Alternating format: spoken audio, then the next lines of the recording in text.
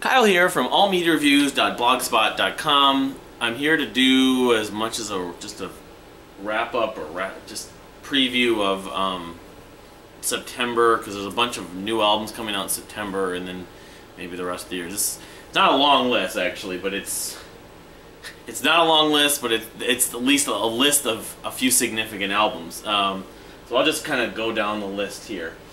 Nousound's a band I know. They're on the K-Scope label, I'm pretty sure. They have an album that just came out called Scintilla, I think, on the 2nd of September. I haven't listened to it, but I'm going to be checking it out soon, hopefully. They're kind of an ambient, call them post-rock, you know, space rock, but not really heavy or fast or technical, but atmospheric more so. They use samples. That's the thing I probably like the most about them. They use samples.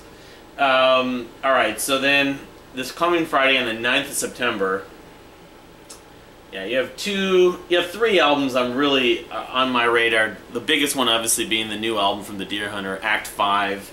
It's called Hymns with the Devil in Confessional, and I've heard 3 songs, I think, and all of them pretty good. It does sound musically similar to Act 4. But knowing Casey, I know there's going to be a lot of differences, even though there'll be a fair amount of similarities. Probably some callbacks. We'll find out. I mean, I know there've already been some reviews, very glowing reviews, so looking forward to it. They are coming here in Minneapolis on the 16th, the week after, which I would assume I'm going to go, but another video I might mention something about that. I probably will still end up going. Anyway, the same day, Local Natives will release their 3rd album, titled, what is it called again? Sunlit Youth, which actually I've heard about half of it and I really like a lot of it. The reviews, from what I glance on, like on rateyourmusic.com, not all that positive. There was one, the first single they released though, called Past Lives, I think, is just tremendous. It reminds me of Foals in a lot of ways. Actually, the stuff I've heard does sound a lot like Foals, but it also has the Local Natives harmonies and percussion, you know, kind of the extra, or what's the word, supplementary or auxiliary percussion, tribal percussion that I like. But I think it's more textured, more atmospheric than some of the previous 2 Local Natives albums. So I'm a huge Local Natives fan, going back way before them. They're known as Cobble at Rest, and I hope I probably will do at some point when I start doing more of the modern artists again, do an artist review on Local Natives. They're an awesome band. Are they prog?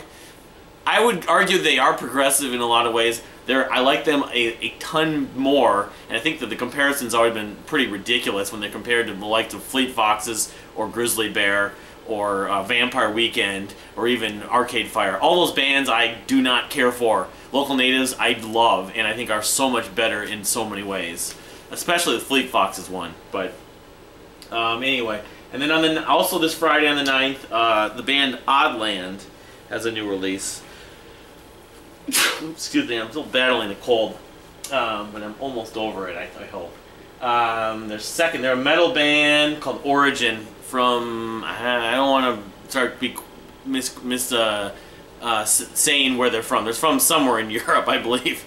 But I can't remember if it's Germany or Belgium or where exactly. But anyway, Oddland, I enjoyed their previous record a fair amount, thanks to that drummer guy largely. Obscure metal band that, if I'm not mistaken, if I'm not mixing them up with someone else, they have somewhat of a heavy Opeth influence, like the Opeth of like the Deliverance, Blackwater Parks, that era, you know. Okay, so yeah, later this month on the list, I mean, there's a bunch of albums. Bruce Springsteen's coming out with an album called Chapter and Verse. I haven't been paying attention to his music in years. Emanuel and the Fear, on the 23rd, I have an album called Primitive Smile. And I really liked their first album, a couple of tremendous songs. The second album, actually, I think I rate almost as high, but I never fully got attached to it, even though it was called the Janus Mirror, and that was like 2011, 2012. The first song or two I've heard from Primitive Smile online sounds more almost electronic, which is interesting. But Emanuel Fear are this sort of chamber rock band that use a lot of, like, they're almost like the Polyphonic Spree or, you know, Arcade Fire been compared to. They use a lot of, like, string instruments and brass, that kind of stuff. But anyway, I guess this new album may be more electronic, but I'm looking forward to it. And of course, also, the 23rd sees the new Kansas record called Prelude Implicit, the Prelude Implicit, which the first single is really good, even though you don't have Steve Walsh anymore. He left the band.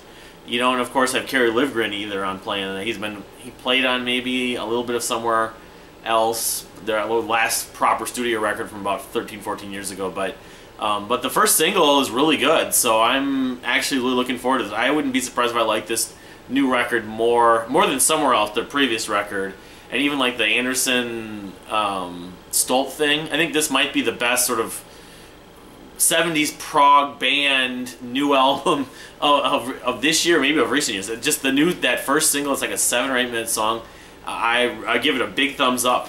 Surprisingly, I was really impressed by it. So, but of course, the other really okay. There's a couple other records on that same day, the 23rd. Let me just get to it. Warpaint, Heads Up, first single from that, called New Song. It's really good, really almost danceable. Their last record, their self-titled, was a disappointment to me, but they put out a split EP, I think it was last year before, I really liked. So, and I love their first album, The Fool, and then the EP, Exquisite Corpse, even more than that. So I'm very much looking forward to this, especially hearing that new song, the first song. But the other, you know, crown jewel album of the year contender, of course, is Marillion's F Everyone and Run, Fuck Everyone and Run, whatever, Fear, whatever you want to call it.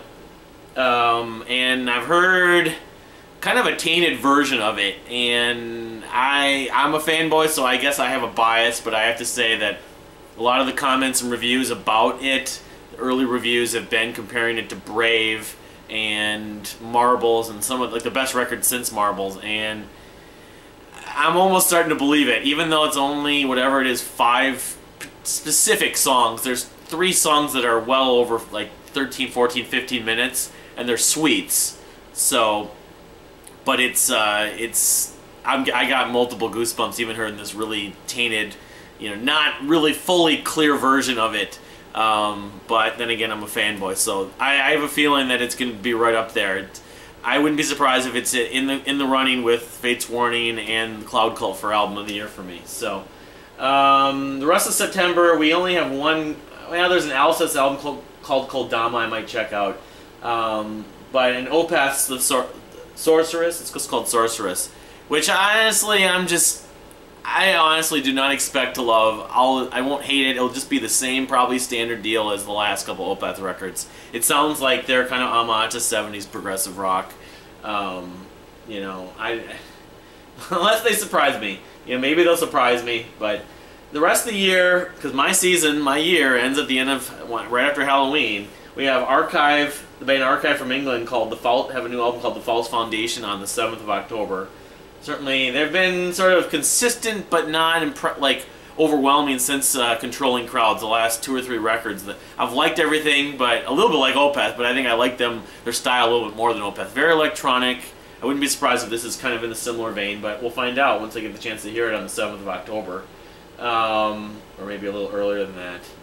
I think that's about it. You know, and then was announced recently in November, this would be for next season.